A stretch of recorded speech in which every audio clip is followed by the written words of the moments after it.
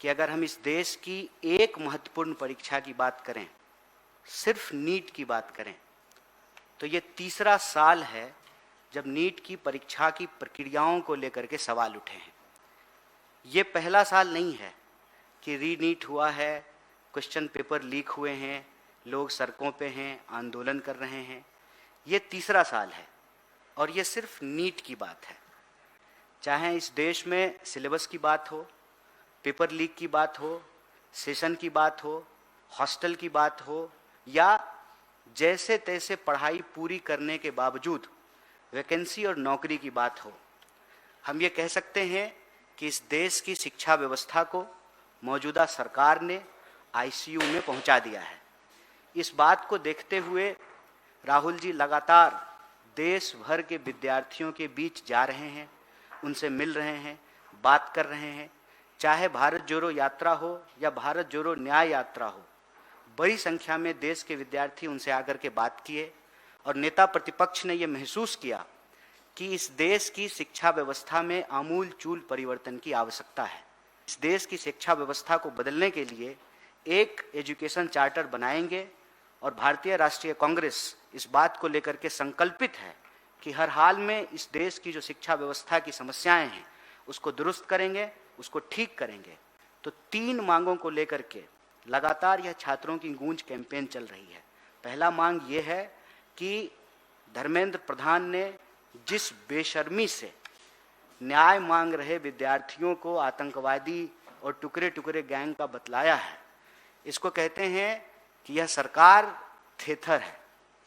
इस सरकार को इस देश के लोगों की आवाज़ सुनाई नहीं देती है, इस देश के पेरेंट्स की चिंताएं दिखाई नहीं देती है, विद्यार्थी किस तनाव से गुजर रहे हैं इससे इनको कोई फर्क नहीं पड़ता है।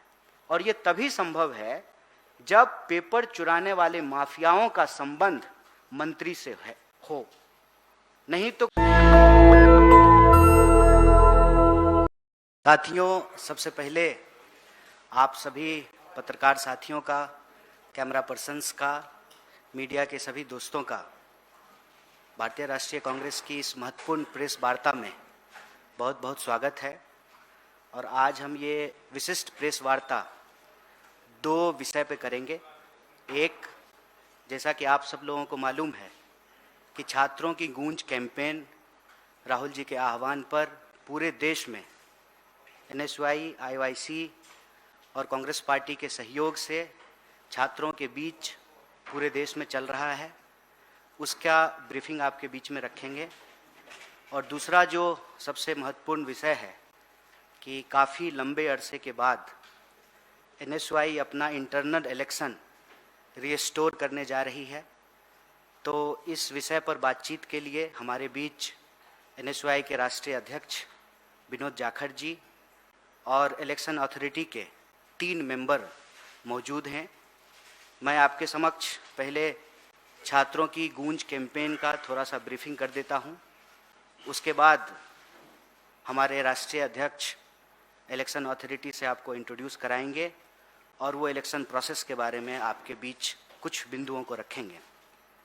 जैसा कि आप सब जानते हैं कि अगर हम इस देश की एक महत्वपूर्ण परीक्षा की बात करें, सिर्फ नीट की बात करें, तो ये तीसरा साल है जब नीट की परीक्षा की प्रक्रियाओं को लेकर के सवाल उठे हैं। ये पहला साल नहीं है कि रीनीट हुआ है, क्वेश्चन पेपर लीक हुए हैं, लोग सड़कों पे हैं, आंदोलन कर रहे हैं। ये तीसरा साल है और ये सिर्फ नीट की बात है। अगर आप इस देश की परीक्षाओं को देखेंगे तो आज की तारीख में कोई ऐसी परीक्षा नहीं है जिसके ऊपर सवाल नहीं उठ रहे हैं। अभी 1-2 दिन पहले की बात है, मध्य प्रदेश के एक टेक्निकल विश्वविद्यालय का पूरा क्वेश्चन पेपर का बंडल ही चोरी हो गया।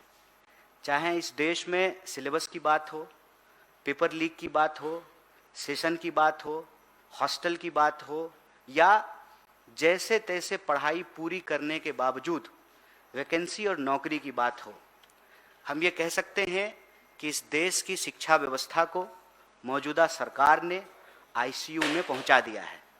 इस बात को देखते हुए राहुल जी लगातार देश भर के विद्यार्थियों के बीच जा रहे हैं, उनसे मिल रहे हैं, बात कर रहे हैं, चाहे भारत जोड़ो यात्रा हो या भारत जोड़ो न्याय यात्रा हो, बड़ी संख्या में देश के विद्यार्थी उनसे आकर के बात किए और नेता प्रतिपक्ष ने यह महसूस किया कि इस देश की शिक्षा व्यवस्था में आमूल चूल परिवर्तन की आवश्यकता है। लेकिन कोई भी परिवर्तन बंद कमरों में बैठकर नहीं हो सकता है। विचार विमर्श हो सकता है, लेकिन परिवर्तन के दो स्तर होते हैं। पहला स्तर यह है कि समस्या की पूरी जानकारी हो और फिर उन समस्याओं के समाधान तक पहुंचा जाए। इसी उद्देश्य को लेकर के पिछले दिनों नेता प्रतिपक्ष कोटा में देश की शिक्षा व्यवस्था को लेकर के एक प्रेजेंटेशन विद्यार्थियों के बीच में, अभिभावकों के बीच में और इस देश के जो शिक्षाविद हैं उनके बीच में उन्होंने रखा। और उस मुहिम को आगे बढ़ाते हुए NSY और IOIC, कांग्रेस पार्टी के बाकी सेल और प्रकोष्ठ मिल करके देश के 28 शहरों में कोऑर्डिनेटर नियुक्त करके छात्रों की गूंज कैंपेन को चला रहे हैं। राहुल जी के प्रेजेंटेशन को विद्यार्थियों के बीच में लेकर के आ रहे हैं और विद्यार्थियों के जो सजेशन हैं, टीचरों के जो सजेशन हैं, अभिभावकों के जो सजेशन हैं, उस सजेशन को कंपाइल कर रहे हैं और आने वाले दिनों में इस देश की शिक्षा व्यवस्था को बदलने के लिए एक एजुकेशन चार्टर बनाएंगे। और भारतीय राष्ट्रीय कांग्रेस इस बात को लेकर के संकल्पित है कि हर हाल में इस देश की जो शिक्षा व्यवस्था की समस्याएं हैं उसको दुरुस्त करेंगे, उसको ठीक करेंगे। तो 3 मांगों को लेकर के लगातार यह छात्रों की गूंज कैंपेन चल रही है।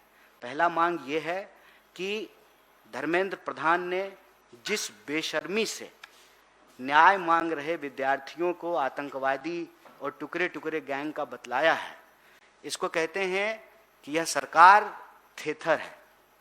इस सरकार को इस देश के लोगों की आवाज सुनाई नहीं देती है, इस देश के पेरेंट्स की चिंताएं दिखाई नहीं देती है, विद्यार्थी किस तनाव से गुजर रहे हैं इससे इनको कोई फर्क नहीं पड़ता है। और ये तभी संभव है जब पेपर चुराने वाले माफियाओं का संबंध मंत्री से हो, नहीं तो कोई मंत्री इतना असंवेदनशील कैसे हो सकता है। और प्रधानमंत्री की चुप्पी इस पूरे मामले में खलती है। इसीलिए हमारी पहली मांग ये है कि धर्मेंद्र प्रधान का इस्तीफा हो और इस देश में पेपर लीक कराने वाले माफिया से इनके क्या संबंध है इसकी जांच होनी चाहिए। और दूसरा, इस देश का जो एग्जामिनेशन सिस्टम है उसको बदलने की जरूरत है। मैं आपको याद दिला दूं कि एग्जामिनेशन सिस्टम को बदलने को लेकर के यूपीए सरकार ने एक कमेटी बनाई थी, लेकिन एनडीए की सरकार ने मनमाने तरीके से एनटीए को स्थापित कर दिया और शिक्षा व्यवस्था में एग्जामिनेशन की प्रक्रिया सुधरने की बजाय और ज़्यादा बदतर हो गई है। तो पूरा का पूरा जो हमारा एग्जामिनेशन सिस्टम है उसको बदलने की आवश्यकता है। विद्यार्थियों की चिंताओं को, उनके अभिभावक की चिंताओं को प्राथमिकता में ऊपर रखने की आवश्यकता है। और यह जो पेपर लीक हो रहा है इसको रोकने की ये बड़ी शर्मनाक बात है। शर्मनाक बात है कि उड़ीसा के सिलेबस में निमुरा निमुरा गाना छाप दिया गया है स्टूडेंट को पढ़ने के लिए। आइंस्टाइन को पायलट बता दिया गया है। ये अजीबो गरीब स्थिति कि साइंस पढ़ने वाले विद्यार्थियों के मन में साइंटिफिक टेम्पर का कोई विकास नहीं हो, उनके मस्तिष्क में, उनके दिमाग में कोई लॉजिकल अंडरस्टैंडिंग नहीं हो। वो विज्ञान ना पढ़ें, वो इतिहास ना पढ़ें। आज इतिहास को भी तोड़ मरोड़ करके परोसा जा रहा है। तमाम विश्वविद्यालयों की स्थिति यह है कि सरकार के द्वारा बिठाए गए पिट्ठू, उनका एक ही काम है कि पैसा लेना है और अपने लोगों को मनमाने तरीके से विश्वविद्यालयों में भरना है।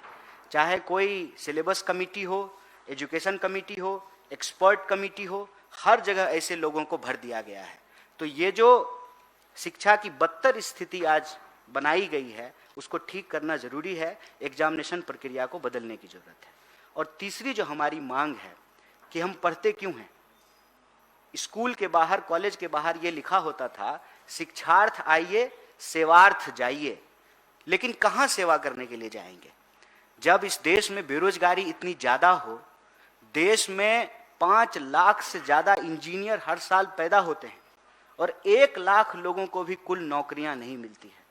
बेरोजगारी का आलम यह है कि इतनी बेरोजगारी आज तक किसी भी काल में नहीं हुआ है, किसी भी साल में नहीं हुआ है।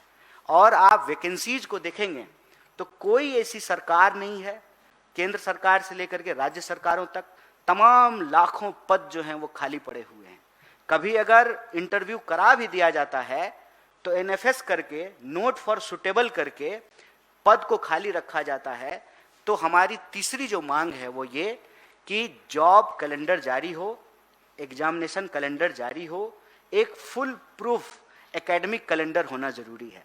आप मुझे बताइए, एआई के जमाने में भी बिहार में ग्रेजुएशन 3 साल में नहीं होता है, वहां बीए का स्टूडेंट भी बीटेक की तरह 4 साल में डिग्री लेता है।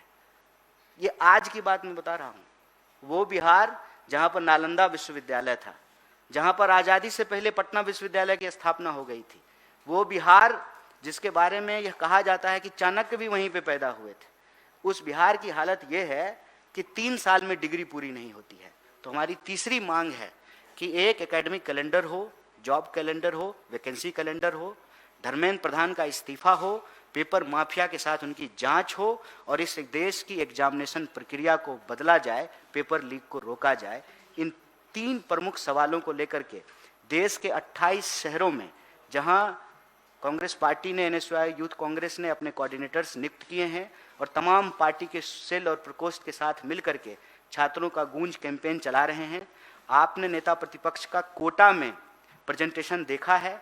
आने वाले दिनों में शिक्षा से जुड़े हुए अन्य महत्वपूर्ण विषय पे, जैसे पेपर लीक, भर्ती की प्रक्रिया, जॉब वैकेंसी, हॉस्टलों में लड़कियों की सुरक्षा, एकेडमिक सेशन टाइम पर हो, इन सवालों पर देश के नेता प्रतिपक्ष आपको सड़कों पर भी दिखाई देंगे, विद्यार्थियों से बात करते हुए भी दिखाई देंगे, वो सड़कों पर भी आपको लड़ते हुए दिखाई देंगे और संसद में भी अपनी आवाज़ सुनाते हुए आपको दिखाई पड़ेंगे।